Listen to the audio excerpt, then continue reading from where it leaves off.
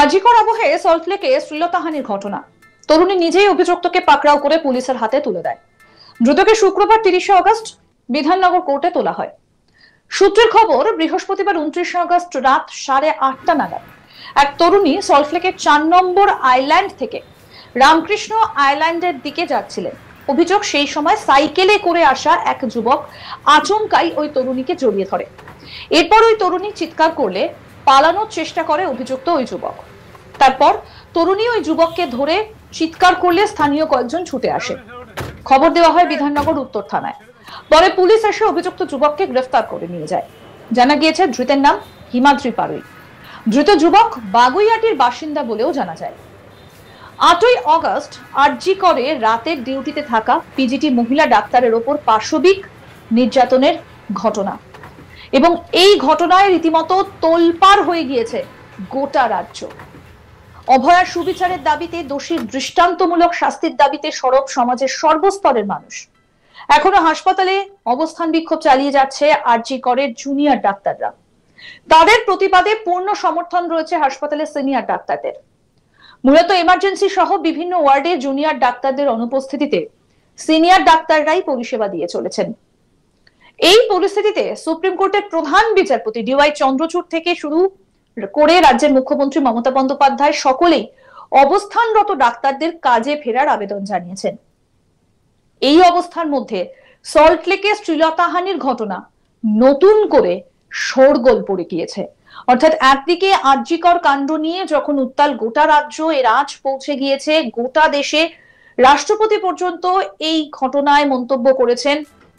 সেই জায়গায় দাঁড়িয়ে সল্টলেকের এই শ্লীলতাহানির ঘটনা আবার নতুন করে শোরগোল ফেলে দিয়েছে। আমাদের প্রতিনিধি অরিন্দম ভট্টাচার্য এই বিষয়ে কি প্রতিবেদন তুলে ধরেছেন শোনাবো এবার আপনাদের।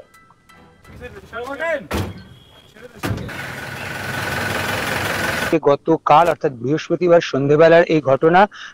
তখন 8টা থেকে 8:15 বা 8:30 এরকম সময়, এবং একজন মহিলা সে রাস্তা দিয়ে যাচ্ছিল এবং তার চিৎকার শুনে আশেপাশের লোকজনেরা সেখানে ছুটে আসার পর তারা যেটা জানতে পারে যে সেই মহিলার দাবি যে একটি ছেলে যে সাইকেলে করে আসছিল, সে সাইকেলে করে আসার পথে সেই মহিলাকে সাইকেল থেকে নেমে আচমকাই জড়িয়ে ধরে এবং তারপর তাকে করে, সেরকম তার অভিযোগ। এবং তারপরেই মহিলা কিন্তু সেই ছেলেটিকে ধরে নেয়, অর্থাৎ মহিলা সেই ছেলেটির হাত ধরে তাকে আটকে রাখে এবং তারপরে মহিলা চিৎকার শুরু করে এবং সেই চিৎকার শুনেই কিন্তু সেখানকার স্থানীয় লোকজনেরা সেখানে ছুটে আসে এবং এরপর তারাও সেই ছেলেটিকে ধরে রাখে বিধাননগর উত্তর থানায় তারা খবর দেয়। উত্তর থানায় খবর পাওয়ার পরেই কিন্তু সেখান থেকে পুলিশ অফিসার্সরা ঘটনাস্থলে পৌঁছে সেই ছেলেটিকে তারা ঘটনাস্থল থেকে আটক করে এবং বিধাননগর থানায় তারা নিয়ে আসে। যেটা আমরা পুলিশ সূত্রে খবর পাচ্ছি যে রাত ভোর তাকে জিজ্ঞাসাবাদ করা হয়েছে যে ছেলেটি এরকম কেন ঘটনা ঘটালো, বা ছেলেটির সঙ্গে মেয়েটির কোনো পূর্ব পরিচিতি ছিল কিনা, বা ছেলেটির কোনো আক্রোশ ছিল কিনা, বা ছেলেটি এই ধরনের কেন ঘটনা এরকম ঘটিয়েছিল। এরকম একাধিক প্রশ্ন কিন্তু পুলিশ ছেলেটির কাছ থেকে উত্তর জানতে চেয়েছিল বলে কিন্তু আমরা পুলিশ সূত্রে জানতে পাচ্ছি। এবং আমরা যেটা আরো জানতে পাচ্ছি যে পুলিশ তাকে বিধাননগর কোর্টে আজকে তুলছে এবং তুলে হয়তো তাকে নিজেদের কাস্টাডিতে নিতে চাইবে, কারণ নিজেদের কাস্টাডিতে নিয়ে পুলিশ তাকে আরো জিজ্ঞাসাবাদ করতে চায় যে সে কেন এই ধরনের ঘটনা ঘটিয়েছে। এর পাশাপাশি আমি একটা জিনিস মনে করাবো যে এই আরজি করের ঘটনা যখন চলছে তার আবহে কিন্তু এই ঘটনা এবং এর কিছুদিন আগে অর্থাৎ কয়েকদিন আগে যদি আমরা দেখি নিউ টাউনে যেখানে টাটা ক্যান্সার হসপিটাল রয়েছে তার সামনেও কিন্তু এই একই ঘটনা ঘটেছিল। একজন নার্স সে সন্ধ্যেবেলায় তার ডিউটি সেরে সেখান থেকে বেরোয় এবং বেরোনোর পরেই কিন্তু একজন সাইকেলে করে যাওয়ার পথে তাকে করে, তাকে অ্যাবিউসিভ ল্যাঙ্গুয়েজ তাকে বলে এবং তারপরে সেই লোকটি সেখান থেকে পালিয়ে যায়। পরবর্তীতে সেই নার্সের কমপ্লেনের ভিত্তিতে বিধাননগর পুলিশ কিন্তু তাকে গ্রেপ্তার করে এবং যেটা দেখা যাচ্ছে সেই যে লোকটি তারও বাড়ি কিন্তু বাগুইয়াটিতে ছিল। আর এদিন এই যে হিমাদ্রি পারুই যে গ্রেপ্তার হয়েছে তারও বাড়ি বাগুইয়াটিতেই রয়েছে এবং একে বিধাননগর কোর্টে তোলা হয়েছে এবং সম্ভবত পুলিশ নিজেদের কাস্টাডিতে নেবে এবং নিয়ে জানতে চাইবে যে গতকাল যে ঘটনা ঘটলো বা যে মহিলাটিকে সে এইভাবে রাস্তায় খোলা রাস্তায় সন্ধ্যেবেলায় মলেস্ট করার চেষ্টা করলো বা তাকে অভিযোগ যেটা তার বিরুদ্ধে যে তাকে জড়িয়ে ধরেছিল মহিলাটিকে, তো সে এরকম ঘটনা কেন ঘটালো বা এর পেছনে কি কারণ রয়েছে, এরকম একাধিক প্রশ্ন কিন্তু পুলিশ জানতে চায় বলেই আমরা পুলিশ সূত্রেও জানতে পাচ্ছি। আরজি করের যে ঘটনা তদন্ত চলছে, যে ঘটনা তদন্ত কলকাতা পুলিশ শুরু করেছিল, তারপর কোর্টের নির্দেশে যে ঘটনা তদন্ত এখন সিবিআই এর হাতে রয়েছে। সিবিআই এর ক্রাইম ব্রাঞ্চ এবং সিবিআই এর অ্যান্টি কারাপশন ব্রাঞ্চ, দুটো ব্রাঞ্চই এই ঘটনা তদন্ত করছে।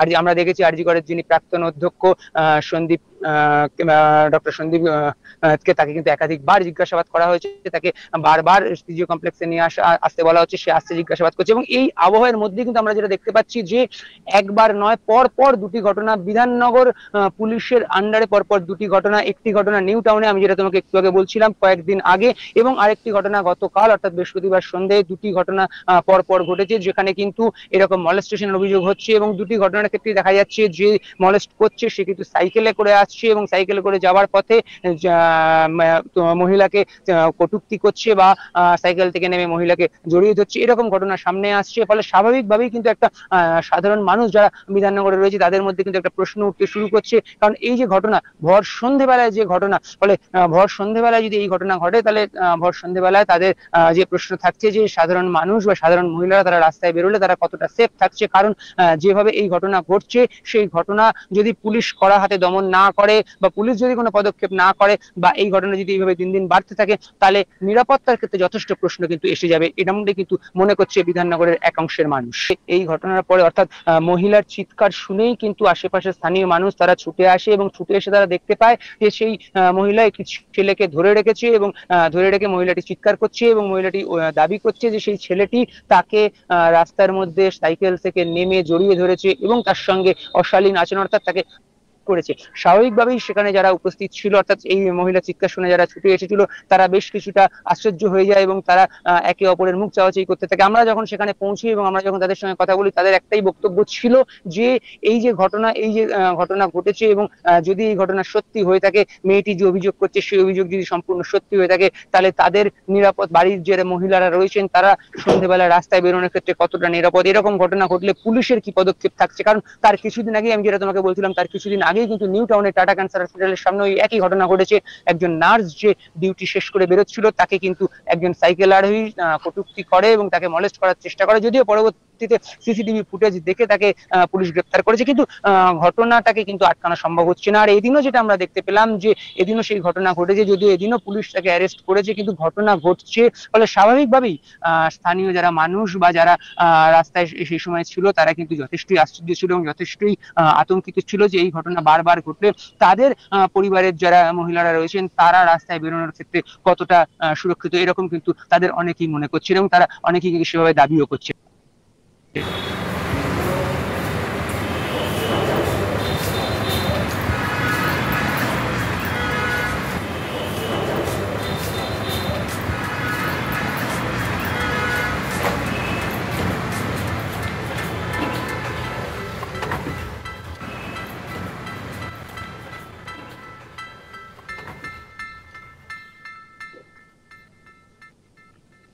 আরো আপডেট পেতে দেখতে থাকুন আজ তাক বাংলার ইউটিউব চ্যানেল, সাবস্ক্রাইব করুন।